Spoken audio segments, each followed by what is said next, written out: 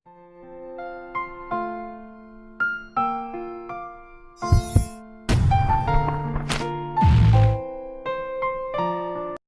दोस्तों, आधुनिक भारत की इस सीरीज में आप सभी का स्वागत है। जैसा कि हम अपने मॉडर्न हिस्ट्री की इस सीरीज में 1857 के विद्रोह के बारे में बात कर रहे थे और हमने यह जाना कि कैसे जो पहला विद्रोह होता है सैन्य विद्रोह, जो कि 1806 में हुआ, उसके बाद जो है वो पॉलिटिकल रीजन जो बनते हैं तथा सामाजिक कारण जो सामने आए, उसके बाद आज हम इस वीडियो में जानने वाले हैं धार्मिक रीजन से। तो दोस्तों, ये से हमने जाना अभी इससे पहले जो ब्रिटिश क्राउन हुआ करते थे, बुक्स लिखी गई पॉलिटिकल रीजन के बारे में, इसके तहत इन्होंने जो जो राज्यों को हड़प किया उसके बारे में हमने जाना। और जैसे कि अवध में इनका जो कारण बना, जो ब्रिजेश कादिर होते हैं उनको नियुक्त कर दिया जाता है। और दोस्तों, इसमें मैं आपको बताना चाहूँगा कि अगर आपसे पूछें कि लास्ट नवाब अवध का कौन रहा, तो आपको ब्रिजेश कादिर बताना है। और बहुत सी जगह जो है अगर ऑप्शन में ब्रिजेश कादिर नहीं मिलता है तो वाजिद अली शाह, क्योंकि इसी के बाद अंग्रेज़ों ने इसको हड़प कर लिया था। तो मोस्ट ऑफ द टाइम तो आंसर में यह मिलता है ब्रिजेश कादिर, और वाजिद शाह भी कभी कभी मिल जाता है। तो आपको ऑप्शन वैसे दो में से कोई एक ही देगा, दोनों तो ऑप्शन में नहीं होगा। और अगर दोनों ही आ जाएँ तो आप किसी पर भी लगाएंगे वो क्वेश्चन रॉन्ग होकर आपको उसका बोनस मार्क्स मिलेगा। तो दोस्तों, हमने सामाजिक रीजन की भी बात कर ली थी। आज हम बात करेंगे दोस्तों इसके रिलीजियस रीजन के बारे में, यानी कि धार्मिक कारण जो 1857 के विद्रोह के पीछे थे। तो 1813 के एक चार्टर एक्ट में क्रिश्चियन मिशनरीज जो भारत आई तथा इसके तहत जो है ईसाई धर्म का प्रचार प्रसार किया गया तथा भारतीयों के धर्म परिवर्तन करके उन्हें ईसाई बनाना शुरू किया। और इसी के तहत जब डलहौजी भारत आया 1848 में, तो इसने भी इसको बहुत ही प्रोत्साहित किया तथा क्रिश्चियन मिशनरीज के तहत इसने ईसाई धर्म को अपनाने वालों के लिए बहुत से प्रावधान लेकर आया। तथा ईसाई धर्म जो अपना रहा था तो उसने जो टैक्स दिया करते थे सभी करों से मुक्त कर दिया जाता है तथा उनको सरकारी नौकरी तथा बहुत सी आर्थिक मदद दी जाती हैं। ऐसा करके इन्होंने बहुत से लोगों का धर्म परिवर्तन कराया। और इसके तहत अगर जो धर्म परिवर्तन नहीं करता रहा तो उसको डबल टैक्स देना होता था, मतलब जो टैक्स लगता था उसका दोगुना टैक्स इनको अब देना होता था। तो दोस्तों, बात करें कि इसके बारे में जो है भारतीयों ने ऐसा कहा कि अंग्रेज जितना चाहें वो हमारा आर्थिक सामाजिक शोषण कर सकते हैं, किंतु अगर इन्होंने धार्मिक शोषण किया तो भारतीय जो हैं इसको बर्दाश्त नहीं करेंगे। और इसके जो तात्कालिक कारण बने उसके बारे में हम बात करना चाहेंगे दोस्तों। तो 1857 में ही जो गन हुआ करती थी इनकी राइफल, वो ब्राउन बेस हुआ करती थी पहले, जो कि एक वुडन राइफल थी। यानी कि ये राइफल है दोस्तों, यह एक लकड़ी की बंदूक हुआ करती थी। और जनवरी 1857 में इन्होंने एक एनफील्ड राइफल का यूज किया, जो कि जिसके जो कारतूस हुआ करते थे दोस्तों उसमें उसको मुंह से खोलना पड़ता था तथा उन कारतूसों में गाय तथा सूअर की चर्बी लगी होती थी, जो कि हिंदू तथा मुस्लिमों दोनों के लिए वर्जित था। क्योंकि हिंदू जो है वो गाय यानी कि जो गाय का मांस होता है वो कभी नहीं खाते हैं, और जो मुस्लिम होते हैं वो भी सूअर के मांस को जो है वो हराम मानते हैं। तथा इसी क्रम में दोस्तों हम बात करेंगे, पहली घटना जो हुई वह 29 मार्च 1857 को हुई, जब मंगल पांडे ने इसका विद्रोह कर दिया। तो मंगल पांडे की बात करेंगे दोस्तों, तो यह 34वीं नेटिव इन्फेंट्री के सैनिक थे। यह कि घुड़सवारी सेना हुआ करती थी, 34वीं नेटिव इन्फेंट्री, जो कि अगर बात करें इनके लोकेशन के बारे में तो यह बैरकपुर छावनी बंगाल में, वेस्ट बंगाल आज का पश्चिम बंगाल, उस समय का बंगाल था। तो इन्होंने मना कर दिया। लेकिन जब मंगल पांडे ने इसका यूज करने से मना किया तो इनके जो लेफ्टिनेंट हुआ करते थे, मंगल पांडे के लेफ्टिनेंट बॉग, इन्होंने मंगल पांडे पर प्रेशर बनाया तथा मंगल पांडे को इसका यूज करने के लिए फोर्सफुली कहा। तो जिससे मंगल पांडे ने नाराज़ होकर इनकी हत्या कर दी, इनको गोली मारकर इनकी हत्या कर दी। तथा इसी के उपलक्ष्य में जो है वो 8 अप्रैल 1857 को मंगल पांडे को जो है वो फांसी की सज़ा सुनाई जाती है, फांसी की सज़ा। और इसी क्रम में दोस्तों अगला विद्रोह, चूँकि जो मंगल पांडे को फांसी की सज़ा सुनाते हैं उसके बाद तो इस विद्रोह को नियंत्रित एक प्रकार से अंग्रेज मानते हैं कि कर लिया है, लेकिन यह जो घटना थी वो आग की तरह पूरे भारतवर्ष में फैल चुकी थी। तथा इसी क्रम में 24 अप्रैल 1857 में मेरठ में भी करीबन 99 सैनिकों ने विद्रोह किया, जो कि तीसरी नेटिव इन्फेंट्री के सैनिक हुआ करते थे। तथा इन्होंने भी इस बुलेट्स का यूज करने से मना कर दिया। और इस उपलक्ष्य में दोस्तों अंग्रेजों ने जो है 85 सोल्जर्स को उम्र कैद की सज़ा सुना दी।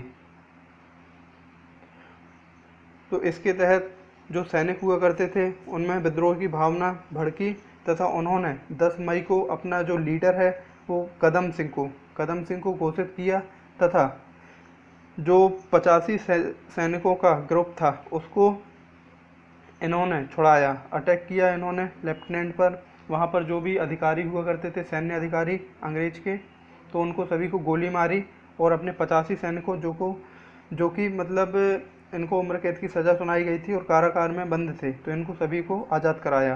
तो बात करेंगे दोस्तों 11 मई को ये लोग सभी एक साथ विद्रोह करते हुए हाथों में मशाल लेकर दिल्ली की ओर रवाना हो जाते हैं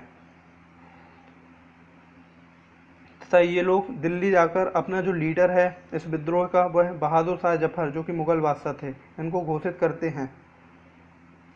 चूँकि जब मुगल बादशाह बहादुर शाह जफर को विद्रोह का लीडर घोषित किया जाता है तो 12 मई को ही अंग्रेज जो है इनको गिरफ्तार कर लेते हैं। तो दोस्तों बात करेंगे कि बहादुर शाह जफर को कहाँ से गिरफ्तार किया गया, तो इनको जो हुमायूं का मकबरा था दिल्ली में ही, वहाँ से इनको गिरफ्तार किया गया। क्योंकि यह दिल्ली के उसमें लाल किला में नहीं थे, यह जाकर वहाँ जब इनको पता चला कि अंग्रेज जो है इन्हें गिरफ्तार करने वाले हैं तो यह हुमायूं के मकबरे में जाके बहादुर शाह जफर तथा इनका सेनापति जो था मीर बख्त, यह जाकर मीर बख्त या फिर बख्त खां भी उसी को कहा जाता है, हुमायूं के मकबरे में जाकर छुपे थे। तो इन्हें जो है लेफ्टिनेंट निकलसन है दोस्तों तथा हडसन द्वारा अरेस्ट किया जाता है और इन पर जो है मुकदमा चलाया जाता है और इस पर जो है 19 सितंबर को फैसला आता है जिसमें इन्हें जो है वो रंगून बर्मा जो कि आज का म्यांमार भेज दिया जाता है, जहां पर 1862 में इनकी मृत्यु हो जाती है। बात करेंगे दोस्तों 1858 में आता है भारत शासन अधिनियम जो कि महारानी विक्टोरिया द्वारा एक घोषणा पत्र एक्ट बनाकर भेजा जाता है वहाँ से, और अब जो है इसके तहत मुगल शासन जो भारत में चलता था उसको समाप्त कर दिया जाता है तथा भारत में ब्रिटिश क्राउन का शासन लागू कर दिया जाता है। मतलब अब भारत में यहाँ से शुरू होता है एक्चुअल रूल ऑफ अंग्रेज, बोले तो ब्रिटिशर्स। तो अंग्रेज़ों का जो शासन है वो यहाँ से स्टार्ट होता है 1858 के चार्टर एक्ट के तहत। और इसकी दोस्तों बात करें हम घोषणा के बारे में तो इलाहाबाद का जो मिंटो पार्क था वहाँ से जो गवर्नर जनरल हुआ करते थे, भारत के गवर्नर जनरल, उनके द्वारा इसे घोषित किया जाता है इलाहाबाद के मिंटो पार्क से, तथा जो लॉर्ड कैनिंग थे इनके द्वारा पढ़कर ये घोषणा की जाती है। और अब जो भारत के गवर्नर जनरल हुआ करते थे अब वह भारत के वायसराय कहलाने लगे। वायसराय यानी कि जो महारानी हुआ करती थी उनके प्रतिनिधित्व करता। और दोस्तों हम बात करना चाहेंगे इसके फेल्यूर के बारे में कि यह जो विद्रोह है वह क्यों फेल हुआ। तो इससे पहले हम दोस्तों यह भी जानेंगे कि यह विद्रोह कहाँ कहाँ हुए। तो आइए दोस्तों हम जानते हैं कि यह जो विद्रोह है इसके स्थान के बारे में जानेंगे हम, और वहाँ पर जिसने विद्रोह किया और जिसने इस विद्रोह को नियंत्रण में किया उसके बारे में हम जानकारी लेंगे। बात करेंगे दोस्तों पहले नंबर पर मेरठ में विद्रोह होता है जो कि कदम सिंह के द्वारा किया जाता है, और इसको जो नियंत्रित करते हैं वो कॉलिन कैंपबेल होते हैं। दूसरे विद्रोह की बात करेंगे दोस्तों, दूसरा विद्रोह जो है वो दिल्ली में होता है जो कि बहादुर शाह जफर तथा बख्त खान, उनका सेनापति बहादुर शाह जफर का, इनके द्वारा किया जाता है। और जैसा कि मैंने आपको बताया दोस्तों कि बहादुर शाह जफर को हुमायूं के मकबरे से लेफ्टिनेंट निकलसन तथा लेफ्टिनेंट हडसन द्वारा गिरफ्तार कर लिया जाता है और ऐसे इस विद्रोह को नियंत्रित किया जाता है। बात करेंगे दोस्तों तीसरे विद्रोह के बारे में जो कि अम्बाला में हुआ था, तथा इसमें विद्रोही की बात करें तो राव तुलाराम, इनके द्वारा यह विद्रोह किया गया। और कंट्रोल जिसने किया उसकी बात करें तो लेफ्टिनेंट निकलसन तथा लेफ्टिनेंट हडसन द्वारा इसे कंट्रोल किया गया। चौथे विद्रोह के बारे में बात करें दोस्तों तो यह था मथुरा में जो कि देवी सिंह द्वारा किया गया था, तथा इसे भी कंट्रोल जो है वो कॉलिन कैंपबेल द्वारा किया गया। बात करेंगे दोस्तों झांसी में विद्रोह हुआ जो कि रानी लक्ष्मीबाई के द्वारा किया गया तथा इसे कैप्टन ह्यूरोज ने कंट्रोल किया। बात करेंगे दोस्तों लखनऊ में विद्रोह हुआ, जैसा कि मैंने बताया अवध में जो कुशासन के आरोप लगाकर अवध को हथियाना यह कारण बना, तथा लखनऊ में जो विद्रोह हुआ वह बेगम हजरत महल द्वारा किया गया तथा इसे कॉलिन कैंपबेल द्वारा नियंत्रित किया गया। कानपुर में विद्रोह हुआ दोस्तों, वह नाना साहब द्वारा किया गया तथा तात्या टोपे द्वारा। तात्या टोपे भी इसमें शामिल थे। वैसे तो तात्या टोपे ने जो मेनली बात करें तो ग्वालियर में विद्रोह किया था, लेकिन इसमें भी वो भागीदार थे। तो इसको भी जो कंट्रोल किया वह कॉलिन कैंपबेल ने किया। बात करेंगे दोस्तों इलाहाबाद के विद्रोह की, जैसे लियाकत अली ने शुरू किया तथा इसे कंट्रोल जो है वो कॉलिन नील द्वारा किया जाता है। बात करेंगे दोस्तों फैजाबाद में जो विद्रोह होता है मौलवी अब्दुल्ला द्वारा किया जाता है। फैजाबाद का विद्रोह जो है वो मौलवी अब्दुल्ला द्वारा किया जाता है तथा इसे नियंत्रित जो है वो जनरल रेनार्ड द्वारा किया जाता है, जनरल रेनार्ड। बात करेंगे दोस्तों गोरखपुर में विद्रोह होता है जो कि गजोधर सिंह द्वारा किया जाता है तथा इसे भी जनरल रेनार्ड द्वारा कंट्रोल कर लिया जाता है। जगदीशपुर में विद्रोह होता है जो कि कुंवर सिंह द्वारा किया जाता है तथा इसे जो है कॉलिन कैंपबेल द्वारा कंट्रोल किया जाता है, डबल सी। बात करेंगे दोस्तों बरेली में विद्रोह जो होता है वह खान बहादुर द्वारा किया जाता है तथा इसे जो कंट्रोल है वो विंसेंट आयर इनके द्वारा कंट्रोल किया जाता है। तो दोस्तों हम जानेंगे इसके जो असफलता के इस विद्रोह के क्या कारण थे उसके बारे में हम जानना चाहेंगे थोड़ा। तो यह रिवोल्ट जो है पहले तो इसका एक कारण यह माना जाता है कि इसको 31 मई को स्टार्ट होना था, जो कि 10 मई को ही स्टार्ट हो जाता है। इसको एक प्रमुख कारण माना गया तथा इसकी कमज़ोर नेतृत्व इस विद्रोह का माना गया तथा जो यहाँ के लोकल जो शासक थे वह ब्रिटिशर्स का सपोर्ट कर रहे थे, यह भी एक प्रमुख कारण बना। और इसमें बात करें दोस्तों तो जो अपर कास्ट हुआ करती थी उनको ही इसमें इन्वॉल्व किया गया तथा जो लोअर कास्ट थी दोस्तों तो उन्हें जो है इसके बारे में भनक भी नहीं थी, यह भी इस विद्रोह का प्रमुख कारण बना।